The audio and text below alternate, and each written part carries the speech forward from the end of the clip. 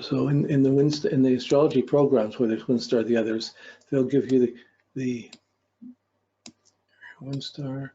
Let's just go ahead and put my chart here. Okay. Okay, and we'll go into the search. Into the search. And click on any of those. It'll take us into the search engine. And the search engine, the one star. Once I'm in here, what we're going to do is we're going to go down into saved search. There's a lot. This is all the pre-saved searches, and if you did my WinStar defaults, you have some shorter versions and some certain ones that are already the RASA ones. But we're going to just go down here to. We used it for the new moons and the full moons, and that's the 90-year progressions.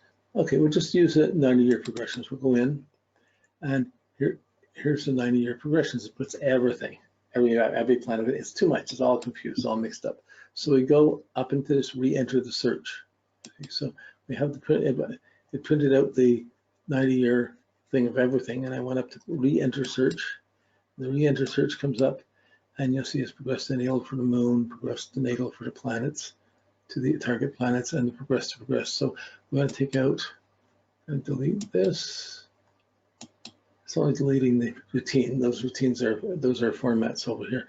We're going to take out the progress to natal. Okay, delete.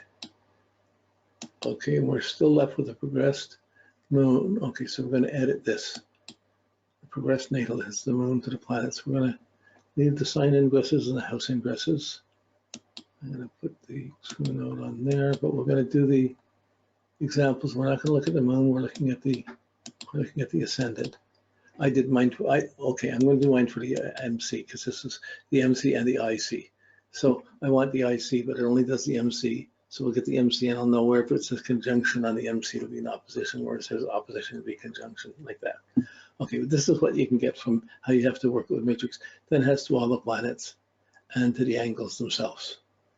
Okay, and I want to, under aspects, it has the conjunctions, squares, and oppositions. Okay, so that's conjunction, squares, and oppositions. So okay, so it says squares, but that's what that does. And that's set. Now we put OK. Oh, I made a mistake. No, I had the 90 years. Okay. No, I didn't see up here. I made a mistake. I didn't put the year. I had to turn this back to my birth year. 46. October.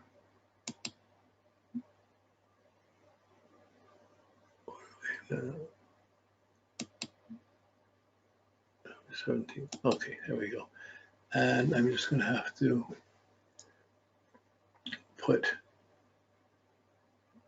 that. I said, okay, still got the same factors are here. The midheaven searching, target planets, everything, squares. So I'm going to put okay now. Now it comes up. This is what prints out. And we have a copy of it on the screen. It prints out when the midheaven conjuncts, it starts out conjuncting, when it opposes Venus, when it squares the ascendant, when it conjuncts the node, conjuncts Uranus, squares Neptune. It goes through the sequence. And this is across my lifetime. These are the aspects of the midheaven. The IC is the opposite. Whenever it conjuncts the midheaven, the midheaven's opposing the IC. It does naturally. When it opposes the Venus, the IC is conjuncting the Venus. Okay, when the MC is conjuncting the node, the IC is opposing it. When the MC conjuncts Uranus, the IC is opposing it. So, like, when you're working with the computer programs that are out today, this is what you have to. This is what you get. They don't do it for the IC. Okay, so that's the first one, and that gives us our main factors. If you want to go, and it's useful to have a copy of this, to have your progressed midheaven with everything. Every aspect, the minor aspects, the whole works, and put everything down.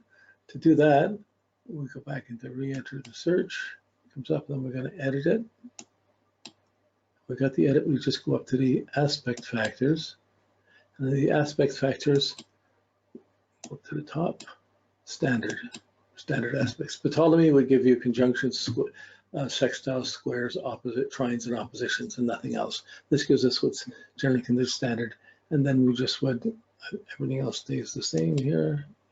Okay, so we're just going to put okay. And then when we run it, we have, it's still just one page, but it has a lot more detail, has a lot more of the little aspects, smaller aspects when they come in. So generally, yeah, these aspects. Okay, so this is our main factors. Are we going to, and I don't think we're going to any other calculations. I think that's the, yeah, okay. So I'm going to close this. We have the progressions. We've also done them in using the Astrolight or the RASA09 or the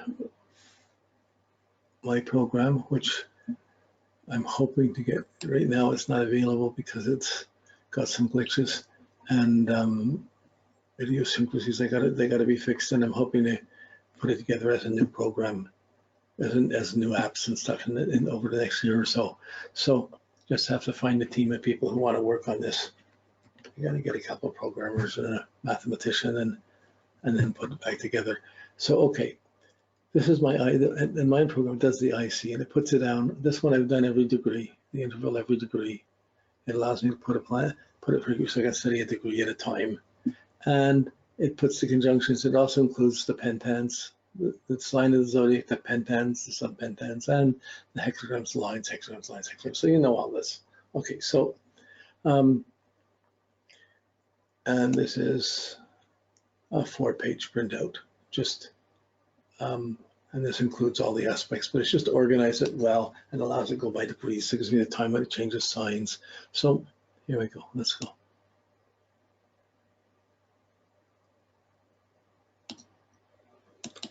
So the things that hit your IC, they affect you deeply. The things that hit your MC, they're affecting out in the world. The things that you run into, they still have a profound effect. Not as deep as things that hit the IC. But my IC is very dramatic. It starts at 2850 Scorpio. It moves into Sag, and then it goes over my Venus. So this gets 1, 2, 3 things right away in the first couple of years of my life. Okay, now here's the exact dates. January 4th, 48, it went into, I'm born in 46. So October, so October 47, so like 13 months, 12, 13, at 13, 14 months old, it progressed. IC went into Sag. Okay, that's an exact date when it goes through. Usually any aspect for the IC is like the sun is a 2-year, there's a 2-year phase going in here. It's a degree going into it, degree coming out of it. It's still prevalent or there. So immediately I'm going into the ascendant, that's January. By May 12th, it conjuncted my Venus. Okay, now how much do you remember when you're a year or two? But going back and knowing my history, my mom got pregnant then with my brother. So that was the end of me being the only consideration in the family. The end of me being the only kid. But she got pregnant then, but she had the baby. But during this year, she had her baby, and within 3 months of her having the baby, her mother died, and a month later her father died because he couldn't live without the mother. And 2 months later, her brother died. He drank himself to death because he couldn't live without his mother. So she lost her whole family support system at the same time. So how's this to do with Venus? It's in my 4th house, the house of the mother, the house of being motivated by love, mother, home, personal values. And there's a great sorrow, great phenomena happening just around our being here, my being here. My brother was healthy, but she had no support. So there was a really challenging time. Things on the IC, they're not as rough. You can see certain things happen, that's specific things. You can see the profound effects it would have on a soul coming into the world. So my sense of coming in, wanting to be appreciated, and anytime anybody left or died or a relationship ended, it had a very deep, profound effect on me. This gong went off. So that's part of the things that forced me on my spiritual path and trying to understand these things. Okay, so that's one example. It goes along 1971, it opposes Uranus. Okay, now it opposes Uranus, so at that point, 1971, it was it wasn't until just as this was coming in 1970 was when I began to study astrology, or where I really woke up to astrology.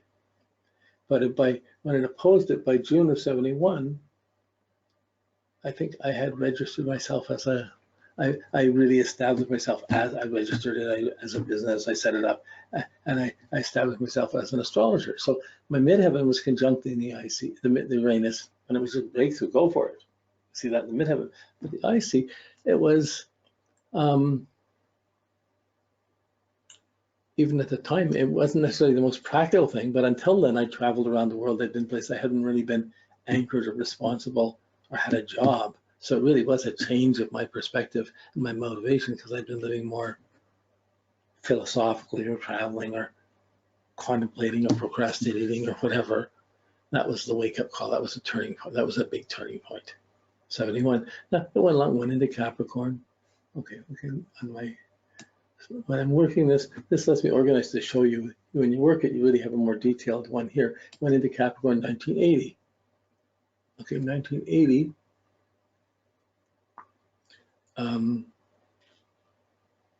That's about the time, the beginning of my. That's about the beginning of my second marriage.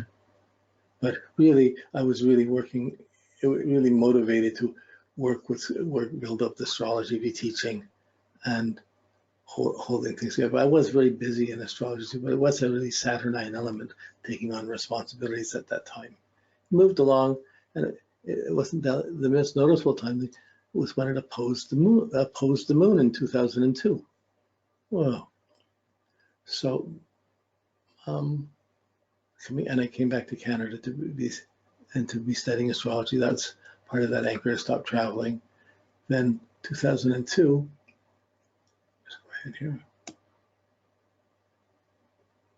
Here we are, opposed the moon, and I'm just following. I have my little history of events spreadsheet. Like I have everything spread out on a spreadsheet. You have yours. Hopefully, you've built it up in a big way to so that yours is filling in. Mine's pretty full up. Like I've got something for almost every month of every year with a few gaps in my life of what was going on at the time. And when I first started to do this, I had huge gaps for years. It took a lot of years of astrology to redo my my events, to get my events so it's thorough. And I can go back. So now I'm looking for when it opposed my moon in 2002. Yes, I moved from, literally that exact time, I moved from Toronto to live in a barn out in Edwards and in Aurora. So the barn was like a studio, but I could play drums, I could teach drums, I could make noise without disturbing anybody. And it wasn't a barn way in the country, it was in the city, but it's still, I had the sound, but it solved the sound problem. And I was there for 14 years. So that was that's a half a moon cycle, but that was a big shift and the change. So the midheaven went to the moon. You can see it outwardly, it just happened. But inwardly, I didn't really relate to being in Aurora. I personally felt I didn't really feel like I was being there, but I knew the barn would function. I could work and I could do things, I could take care of things from there. So I personally made a responsible decision around it, but at the same time, I didn't really identify to being in the town. It grew, it changed, but that was, but I couldn't find space that would work for me, and I had to get out of the city to find it. So, okay, the next one doesn't hit till 2021. That's in a couple of years when it's going to oppose my Saturn.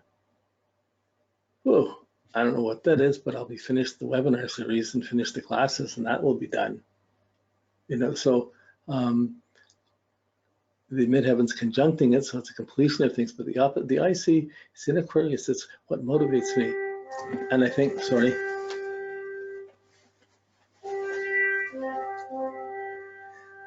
Can't take that. Okay.